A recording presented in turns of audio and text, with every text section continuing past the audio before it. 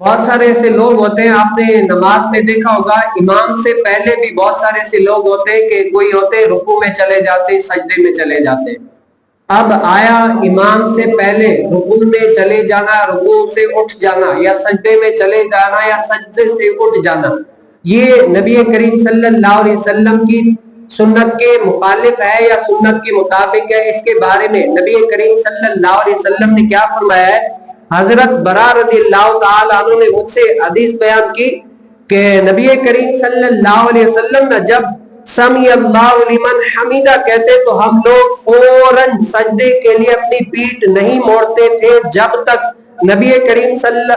اللہ علیہ وسلم سجدہ نہ کر لیتے۔ اس کے بعد ہم لوگ سے پہلے جو ہے نہ رکوع میں جایا جاتا ہے نہ ہی سجدے میں جایا جاتا ہے۔ امام صاحب رکوع کریں پھر مقتدی رکوع کریں گے، اسی طریقے سے امام صاحب رکوع سے اٹھیں تو مقتدی رکوع سے اٹھیں گے، اور اسی طریقے سے امام صاحب سجدہ کریں گے تو اس کے بعد مقتدی سجدہ کریں گے، اور اس کے بعد امام صاحب سجدے سے اٹھیں گے تو ہی مقتدی اٹھیں گے۔ یہ نہیں ہے پہلے قائم صاحب کے امام صاحب رکوع میں نہیں گئے پہلے مقتدی چلے گئے۔ اسی طریقے سے سجدے میں بھی ہاں، حضور علیہ السلام کی آخری عمر مبارک میں جب نبی کریم صلی اللہ علیہ وسلم کو ظاہری اعتبار سے کمزوری لاحق ہو گئی تو صحابہ کرام رضی اللہ تعالی مجمعین حضور علیہ السلام کے ساتھ رکوع میں تو ساتھ ساتھ جاتے، لیکن حضور علیہ السلام جب سجدے میں چلے جاتے سجدہ جو ہے نا سر رکھ لیتے، پھر صحابہ کرام ابھی پیچھے کھڑے ہی ہوتے، حضور علیہ السلام سجدے میں چلے جاتے، سر نیچے رکھتے، پھر دیگر جو پیچھے صحابہ کرام تھے وہ بعد میں آ کے سجدہ کیا کرتے تھے۔ اس کی ریزن یہ تھی کہ ظاہری آخری عمر میں حضور علیہ السلام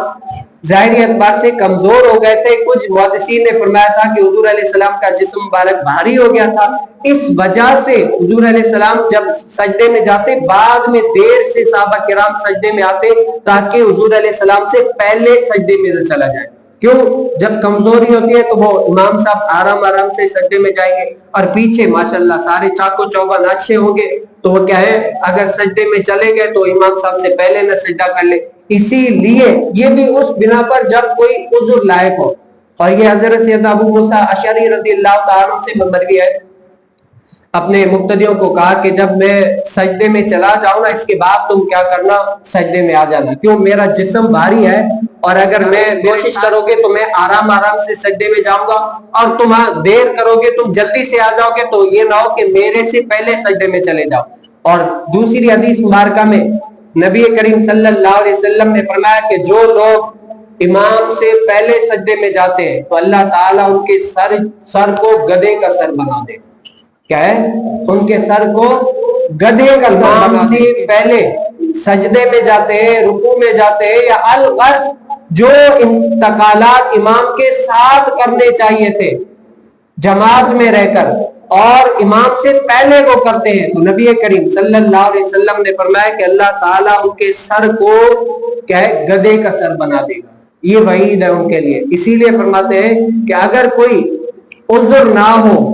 اور اگر عذر ہو تو جو میں نے آخر میں تفصیل بیان کی اس کے مطابق، اور اگر کوئی عذر نہ ہو تو امام کے ساتھ ساتھ امام صاحب پہلے رکوع کریں بعد میں مقتدی، اسی طریقے سے امام صاحب سجدہ کریں بعد میں مقتدی۔